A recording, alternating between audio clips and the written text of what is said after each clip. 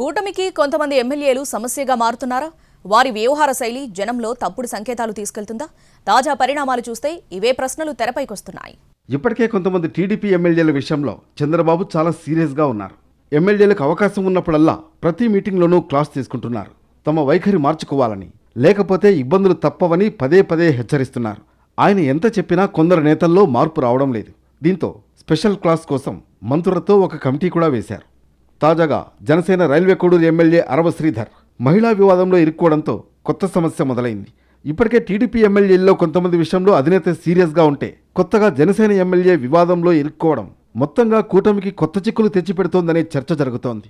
కొందరు ఎమ్మెల్యేల ప్రవర్తన, అవినీతి, అసభ్య ఆరోపణలు కూటమిలో ఇప్పుడు చర్చనీయాంశమయ్యాయి. కూటమి సర్కార్ ఏర్పడి 19 నెలలు దాటుతోంది. ఇంకా ఎమ్మెల్యేలు పూర్తి స్థాయిలో సెట్ కాలేదనే చర్చ ఎక్కువగా నడుస్తోంది. హైకమాండ్ ఎన్నిసార్లు హెచ్చరిస్తున్నా కొందరు ఎమ్మెల్యేల వైఖరిలో మార్పు రావడం లేదని టీడీపీ, జనసేన వర్గాలు చర్చించుకుంటున్నాయి. పవన్ కూడా ఎమ్మెల్యేలను చాలా సందర్భాల్లో హెచ్చరిస్తూనే ఉన్నారు.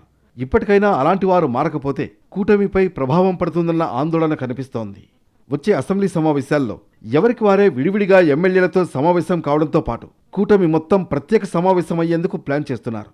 అసెంబ్లీ సెషన్స్ టైంలో ఎమ్మెల్యేలు అందుబాటులో ఉంటారు కాబట్టి అదే సరైన సమయంగా భావిస్తున్నారు.